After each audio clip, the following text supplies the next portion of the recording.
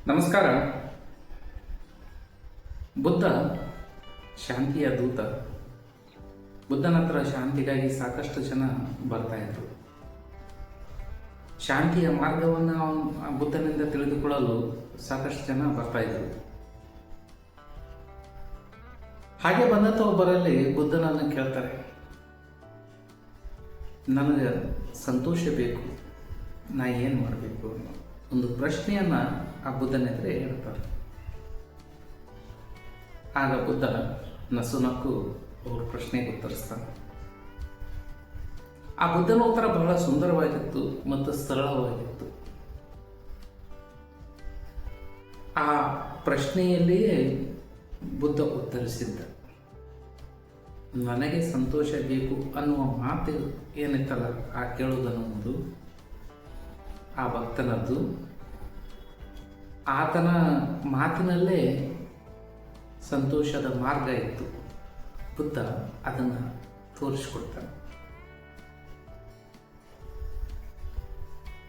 ಬಹಳ ಭಕ್ತಿಯಿಂದ ದೈನ್ಯತೆಯಿಂದ ಆ ವ್ಯಕ್ತಿ ಬಂದು ಬುದ್ಧನ ಹತ್ರ ತನ್ನ ಪ್ರಶ್ನೆ ಇಟ್ಟಿರ್ತಾನೆ. ಬುದ್ಧ ಆ ಪ್ರಶ್ನೆಯನ್ನು ಕೇಳಿ ನಸುನಕ್ಕು ಉತ್ತರಿಸ್ತಾನೆ. ಏನಂದರೆ,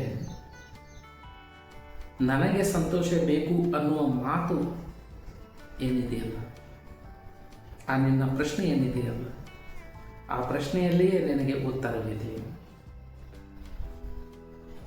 ನನಗೆ ಸಂತೋಷ ಬೇಕು ಎನ್ನುವ ಈ ಪ್ರಶ್ನೆಯಲ್ಲಿ 3 ಶಬ್ದಗಳದವ. ಆ 3 ಶಬ್ದಗಳಲ್ಲಿ 2 ಶಬ್ದಗಳನ್ನು ನೀನು ಬಿಟ್ಟರೆ ನಿನ್ನ ಹತ್ರ ಸಂತೋಷ ಉಳಿತದ ಅನ್ನುವ ಮಾತನ್ನು ಬುದ್ಧ ಹೇಳ್ತಾನೆ. ನನಗೆ ಸಂತೋಷ ಬೇಕು ಎನ್ನುವ ಇದು ನಿನ್ನ ಪ್ರಶ್ನೆಯಲ್ಲಿ ಮೊದಲು ನೀನು ಬಿಡಬೇಕಾಗಿತ್ತು ನನಗೆ ಎನ್ನುವ ಅಹಮ್ಮನ್ನು, ನನಗೆ ಎನ್ನುವ ಅಹಂಕಾರವನ್ನು ನೀನು ಮೊದಲು ಬಿಡಬೇಕು.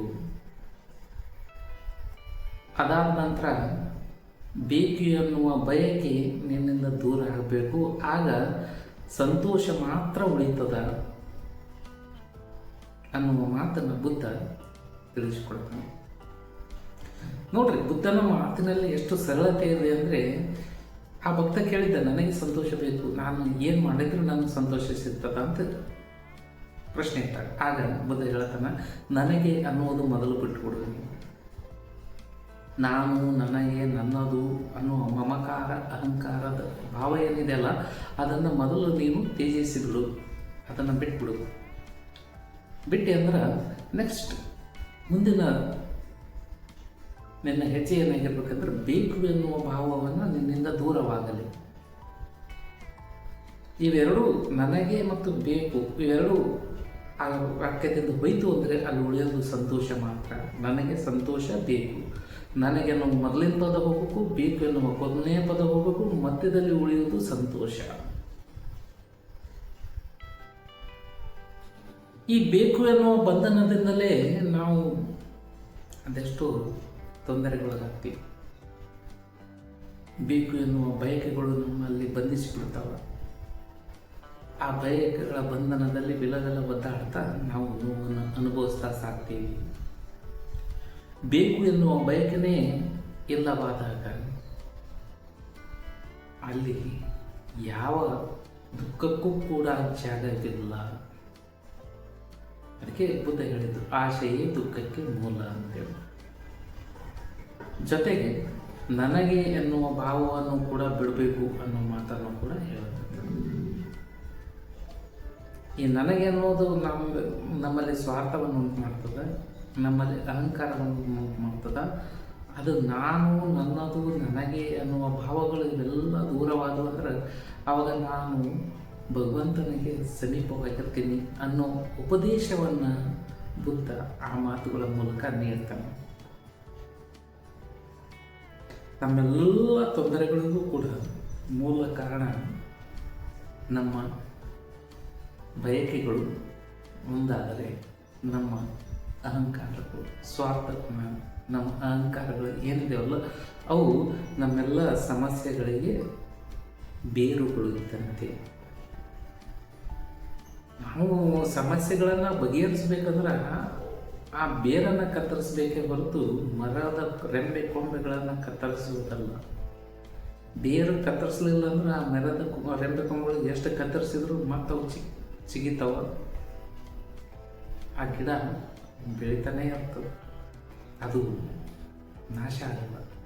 ನಾಶ ಆಗಬೇಕಿತ್ತಂದ್ರೆ ಬಯಕೆಯ ಮರ ನಾಶ ಆಗಬೇಕಿತ್ತು, ಸ್ವಾರ್ಥದ ಗಿಡ ನಾಶ ಆಗಬೇಕಿತ್ತಂದರೆ ಆ ಗಿಡದ ಬೇರುಗಳನ್ನು ಕತ್ತರಿಸಬೇಕು. ಈ ಎರಡು ಆ ಗಿಡದ ಬೇರುಗಳು, ನನಗೆ ಮತ್ತು ಬೇಕು ಎನ್ನುವ ಈ ಎರಡು ಬೇರುಗಳು ಏನಾದವಲ್ಲ ಅವುಗಳನ್ನು ಕತ್ತರಿಸಿದ ಹಾಕಿದರೆ ದುಃಖದ ಆ ಗಿಡನೇ ಅದಿದ್ದಾಗ್ತದೆ, ಬಿದ್ದು ಹೋಗ್ತದೆ, ದುಃಖದ ಗಿಡನೇ ಬಿದ್ದು ಹೋಗ್ತದೆ. ಹಾಗಾಗಿ ನಾವು ಮಾಡಬೇಕಾದ ಮೊದಲ ಕೆಲಸ ಏನಂದರೆ ಬೇಕು ಎನ್ನುವ ಭಾವವನ್ನು ನಿಧಾನಕ್ಕೆ ಕಡಿಮೆ ಮಾಡ್ಕೊಂತ ಹೋಗಬೇಕು.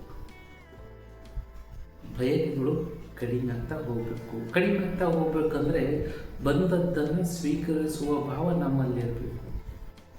ನಮ್ಮ ಇದ್ದುದರಲ್ಲಿ ಸಂತೃಪ್ತಿ ಪಡುವ ಭಾವ ನಮ್ಮದಾಗಬೇಕು.